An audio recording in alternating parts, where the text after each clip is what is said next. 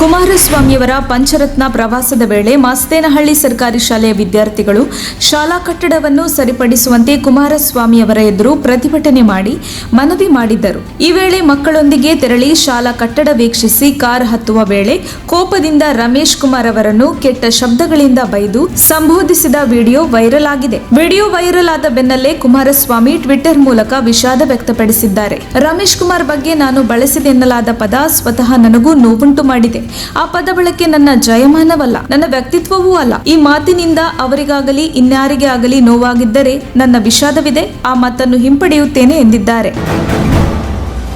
ಚೆಸಾಪಿಕ್ನ Sam ವೃತ್ತದಲ್ಲಿರುವ ವಾಲ್ಮಾರ್ಟ್ನಲ್ಲಿ ಗುಂಡಿನ ದಾಳಿ ನಡೆದಿದೆ. ವಾಲ್ಮಾರ್ಟ್ ಉದ್ಯೋಗಿಯೇ ಶೂಟರ್ ಆಗಿದ್ದ ಎಂದು ಹೇಳಲಾಗುತ್ತಿದೆ. ಹಂತಕ ಸಾವನ್ನಪ್ಪಿದ್ದಾನೆ. ಸದ್ಯ 10ಕ್ಕೂ ಹೆಚ್ಚು ಮಂದಿ ಸಾವನ್ನಪ್ಪಿದ್ದಾರೆ. ಆದರೆ ಮೃತಪಟ್ಟವರ ಸಂಖ್ಯೆ ಹಾಗೂ ಗಾಯಗೊಂಡವರ ಸಂಖ್ಯೆ ಎಷ್ಟೆಂದು ಇನ್ನೂ ಸ್ಪಷ್ಟವಾಗಿಲ್ಲ ಎಂದು ಸ್ಥಳೀಯ ಮಾಧ್ಯಮಗಳು ವರದಿ ಮಾಡಿವೆ.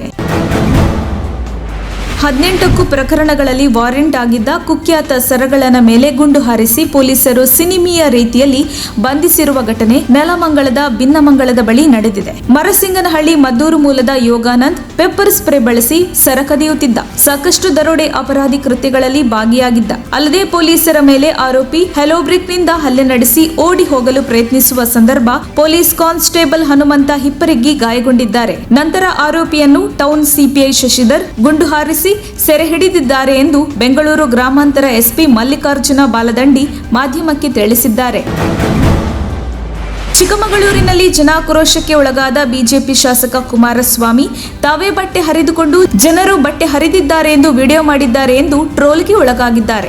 ಶಾಸಕರು ಕಾಡಾನೆ ದಾಳಿಗೆ ಸಾವನ್ನಪ್ಪಿದ ಮಹಿಳೆಯ ಕುಟುಂಬಕ್ಕೆ ಸಾಂತ್ವನ ಹೇಳಲು ಹೋದ ವೇಳೆ ನಡೆದ ಜನಾಕ್ರೋಶದಲ್ಲಿ ವಿಡಿಯೋದಲ್ಲಿ ಶಾಸಕರು ಹಾಕಿದ್ದ ಶರ್ಟ್ ಸರಿಯಾಗಿತ್ತು. ಓಡೋಡಿ ಜೀಪ್ ಹತ್ತಿ ಹೋಗ್ತಾ ಇರುವ ಎಂಪಿ ಕುಮಾರಸ್ವಾಮಿ ತಲೆ ಮೇಲೆ ಕೈ ಇಟ್ಟುಕೊಂಡಿದ್ದರು ಬಿಟ್ಟರೆ ಬೇರೆ ಯಾವುದೇ ಹಲ್ಲೆಯಾಗಿರುವುದಕ್ಕೆ ಮಾಹಿತಿ ಇರಲಿಲ್ಲ. ಆದರೆ ರಾತ್ರಿ ಕೊಟ್ಟ ಹೇಳಿಕೆಯ ವಿಡಿಯೋದಲ್ಲಿ ಬಟ್ಟೆ ಸಂಪೂರ್ಣ ಹರಿದು ಹೋಗಿತ್ತು. ಇದೀಗ ಶಾಸಕರ ಬಟ್ಟೆ ಯಾರು ಹರಿದಿದ್ದಾರೆ ಅಂತ ಚರ್ಚೆ ಹುಟ್ಟಿಕೊಂಡಿದೆ. ಕುಡಿದ ಅಮಲಿನಲ್ಲಿ ಪತ್ನಿಯನ್ನೇ ಪತಿ ಕಟ್ಟಿಗೆಯಿಂದ ಬಡಿದು ಕೊಲೆ ಮಾಡಿರುವ ಘಟನೆ ರಾಮನಗರ ಜಿಲ್ಲೆಯ ಅರವೇನಹಳ್ಳಿ ಗ್ರಾಮದಲ್ಲಿ ನಡೆದಿದೆ. ಗ್ರಾಮದ ಮಾವಿನ ತೋಟದಲ್ಲಿ ಕೆಲಸ ಮಾಡುತ್ತಿದ್ದ ಬೋರಯ್ಯ ತಡರಾತ್ರಿ ಕುಡಿದು ಜಗಳವಾಡಿ ಪತ್ನಿ ಭದ್ರಮ್ಮನ ಮೇಲೆ ಹಲ್ಲೆ ಮಾಡಿ ಕೊಲೆ ಮಾಡಿದ್ದಾನೆ. ಇಬ್ಬರು ಕೂಡ ಪಾನಮತ್ತರಾಗಿದ್ದರೆಂದು ಹೇಳಲಾಗಿದೆ. ಮೃತ ಭದ್ರಮ್ಮ ಬೋರಯ್ಯನ 4ನೇ ಪತ್ನಿಯಾಗಿದ್ದಳು. ಈ ಮೊದಲು ಬೋರಯ್ಯ ತನ್ನ 2ನೇ ಪತ್ನಿಯನ್ನು 2014ರಲ್ಲಿ ಇದೇ ರೀತಿ ಹಲ್ಲೆ ಮಾಡಿ ಕೊಲೆ ಮಾಡಿದ್ದ. ಬಳಿಕ 6 ವರ್ಷಗಳ ನಂತರ ಶಿಕ್ಷೆ ಅನುಭವಿಸಿ ಹೊರಬಂದು ಭದ್ರಮ್ಮನನ್ನು ಮದುವೆಯಾಗಿದ್ದನು. ಈ ಮಧ್ಯೆ 2ನೇ ಪತ್ನಿ ಬದುಕಿರುವಾಗಲೇ ಇನ್ನೊಂದು ಮದುವೆ ಆಗಿದ್ದು, ಇದೀಗ ಪತ್ನಿಯನ್ನು ಹತ್ಯೆ ಮಾಡಿದ ಆರೋಪಿಯನ್ನು ರಾಮನಗರ ಗ್ರಾಮಾಂತರ ಪೊಲೀಸರು ಬಂಧಿಸಿ ಪ್ರಕರಣ ದಾಖಲಿಸಿಕೊಂಡಿದ್ದಾರೆ. ಬಾಗಲಕೋಟೆ ತಾಲೂಕಿನ ಸೀಗಿಕೆರೆ ಗ್ರಾಮದ ನಾಟಕಕಾರ ಕಲಾವಿದ ಎಚ್.ಎನ್. ಶೆಬಣ್ಣ ತಮ್ಮ ತಂದೆ ತಾಯಿಗಾಗಿ ಹೊಲದಲ್ಲಿ ದೇವಸ್ಥಾನವನ್ನು ಕಟ್ಟಿಸಿ ತಂದೆ ತಾಯಿ ಮೇಲಿನ ಪ್ರೀತಿ ಮೆರೆದಿದ್ದಾರೆ. ತಂದೆ ತಾಯಿ ಇಬ್ಬರು ಮೃತರಾಗಿದ್ದು 2021 ನವೆಂಬರ್ 22ರಂದು ತಮ್ಮ ಹೊಲದಲ್ಲಿರುವ ಅವರ ಗದ್ದುಗೆಗಳನ್ನೇ ಪೂಜೆ ಮಾಡಿ ದೇವಸ್ಥಾನ ಕಟ್ಟಿಸಿದ್ದಾರೆ. ಅವರ ನೆನಪು ಎಂದು ಮಾಸಬಾರದು ಎಂದು ಪ್ರತಿ ವರ್ಷ ಜನಪದ ಜಾತ್ರೆ ಮಾಡುವ ಮೂಲಕ ತಂದೆ ತಾಯಿಯನ್ನು ತಮ್ಮ ಕಾರ್ಯಕ್ರಮಗಳ ಮೂಲಕ ಸದಾ ಜೀವಂತವಾಗಿರಿಸುವ ಕಾರ್ಯ ಮಾಡುತ್ತಿದ್ದಾರೆ. ಈ ಜಾತ್ರೆಯಲ್ಲಿ ಸಾಧಕರಿಗೆ ರಾಜ್ಯ ಮಟ್ಟದ ಶಂಕರಶ್ರೀ ಪ್ರಶಸ್ತಿ ವಿತರಿಸಿದ್ದಾರೆ. ರಾಮನಗರದ ಹೊರವಲಯದಲ್ಲಿರುವ ಬೋಳಪ್ಪನ ಕೆರೆಯಲ್ಲಿ ಬುಧವಾರ ಬೆಳ್ಳಂಬೆಳಗ್ಗೆಯೇ ಕಾಡಾನೆ ಒಂದು ಪ್ರತ್ಯಕ್ಷವಾಗಿ ನಗರದ ನಿವಾಸಿಗಳಲ್ಲಿ ಆತಂಕ ಸೃಷ್ಟಿಸಿದೆ. ಈ ಬಗ್ಗೆ ಜನ ಅರಣ್ಯ ಇಲಾಖೆ ಅಧಿಕಾರಿಗಳಿಗೆ ದೂರು ನೀಡಿದ್ದರೂ ಮಧ್ಯಾಹ್ನದ ಹೊತ್ತಿನವರೆಗೆ ಸಿಬ್ಬಂದಿ ಬಂದಿರಲಿಲ್ಲ. ಕೆಲ ಧೈರ್ಯಶಾಲಿ ಜನ ಕೆರೆ ಬಳಿ ಹೋಗಿ ಸಲಗದ ಫೋಟೋಗಳನ್ನು ತೆಗೆದಿದ್ದಾರೆ ಮತ್ತು ವಿಡಿಯೋಗಳನ್ನು ಮಾಡಿದ್ದಾರೆ ಎನ್ನಲಾಗಿದೆ.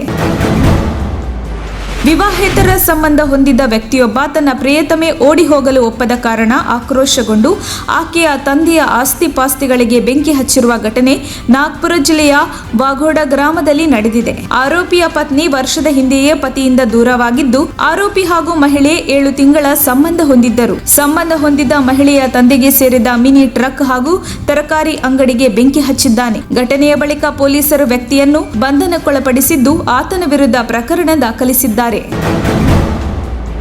ಮಾದಕ ವ್ಯಸನಿ ಮಗನೊಬ್ಬ, ತಂದೆ, ಅಜ್ಜಿ, ಇಬ್ಬರು ಸಹೋದರಿಯರು ಸೇರಿ ಒಟ್ಟು 4 ಚಾಕುವಿನಿಂದ ಇರಿದು ಕೊಲೆಗೈದಿರುವ ಭಯಾನಕ ಘಟನೆ ದೆಹಲಿಯ ಪಾಲಂ ಪ್ರದೇಶದಲ್ಲಿ ಮಂಗಳವಾರ ನಡೆದಿದೆ. ಮಾಹಿತಿ ಪ್ರಕಾರ ಆತನ ಇಬ್ಬರು ಸಹೋದರಿಯರು, ತಂದೆ ಮತ್ತು ಅಜ್ಜಿಯ ಮೃತದೇಹಗಳು ರಕ್ತದಲ್ಲಿ ತೊಯ್ದು ಬಿದ್ದಿದ್ದವು. ಮಹಿಳೆಯ ಶವ ನೆಲದ ಮೇಲೆ ಬಿದ್ದಿತ್ತು. ಉಳಿದ ಇಬ್ಬರ ಸದಸ್ಯರ ಶವಗಳು ಸ್ನಾನಗೃಹದಲ್ಲಿ ಪತ್ತೆಯಾಗಿದೆ. ವಿಷಯ ತಿಳಿದು ಘಟನಾ ಸ್ಥಳಕ್ಕೆ ಧಾವಿಸಿದ ಪೊಲೀಸರು ಆರೋಪಿ ಕೇಶವನನ್ನು ವಶಕ್ಕೆ ಪಡೆದಿದ್ದು ಮೃತದೇಹಗಳನ್ನು ಮರಣೋತ್ತರ ಪರೀಕ್ಷೆಗೆ ಆಸ್ಪತ್ರೆಗೆ ಸಾಗಿಸಿದ್ದಾರೆ.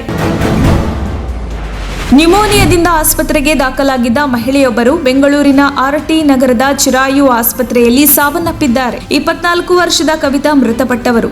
ಓವರ್ ಡೋಸ್ ಇಂಜೆಕ್ಷನ್ ಮತ್ತು ಮಾತ್ರೆ ನೀಡಿದ್ದೇ ಸಾವಿಗೆ ಕಾರಣವೆಂದು ಆಸ್ಪತ್ರೆಯ ವೈದ್ಯರ ವಿರುದ್ಧ ಮೃತ ಕವಿತಾ ಪತಿ ಸುನಿಲ್ ಆರೋಪ ಮಾಡಿದ್ದಾರೆ ಮತ್ತು ಸಂಬಂಧಿಕರು ಆಕ್ರೋಶ ವ್ಯಕ್ತಪಡಿಸಿದ್ದಾರೆ. ಹೆಲ್ತ್ ಸಮ್ಮರಿಯಲ್ಲಿ 2023ರಲ್ಲಿ ಸಾವನ್ನಪ್ಪಿರುವುದಾಗಿ ಆಸ್ಪತ್ರೆಯವರು ರಿಪೋರ್ಟ್ ನೀಡಿದ್ದಾರೆ. ಹೃದಯಾಘಾತ, ಡೆಂಗು, ಕೋವಿಡ್ ಪಾಸಿಟಿವ್ನಿಂದ ಸಾವನ್ನಪ್ಪಿದ್ದಾರೆ ಅಂತ ವೈದ್ಯರು ಹೇಳ್ತಿದ್ದಾರೆ. ಆದರೆ ಓವರ್ ಡೋಸ್ ಮಾತ್ರೆ ಇಂಜೆಕ್ಷನ್ ನೀಡಿದೆ ನನ್ನ ಪತ್ನಿ ಸಾವಿಗೆ ಕಾರಣ ಎಂದು ಮೃತ ಕವಿತಾಳ ಪತಿ ಸುನಿಲ್ ಗಂಭೀರ ಆರೋಪ ಮಾಡಿದ್ದಾರೆ.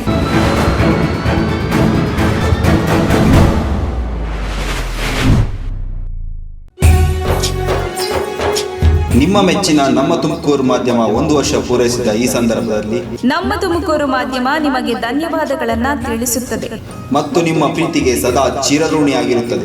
ನೀವು ನಮ್ಮ ಮೇಲೆ ಇಟ್ಟ ನಂಬಿಕೆಯನ್ನು ಉಳಿಸುವ ಪ್ರಾಮಾಣಿಕ ಪ್ರಯತ್ನವನ್ನ ನಮ್ಮ ತಂಡ ಖಂಡಿತವಾಗಿಯೂ ಮಾಡುತ್ತದೆ. ಗೆಲುವಿನ ಹಾದಿಯಲ್ಲಿ ಸದಾ ನಮ್ಮ ಜೊತೆಯಾಗಿರಿ. ನಮ್ಮ ಚಾನೆಲ್ ಅನ್ನು ಸಬ್ಸ್ಕ್ರೈಬ್ ಮಾಡಿ. ಸುದ್ದಿ ಅನ್ನೋದು ಬರೀ ಕಥೆಯಾಗದೆ ನೊಂದ ಜೀವ ಗಾಳಿಗೆ ಬೆಳಕಾಗಿದೆ, ಗೆಲುವಿನ ಹಾದಿಯಲ್ಲಿ ನಗು ಮೂಡಿದೆ.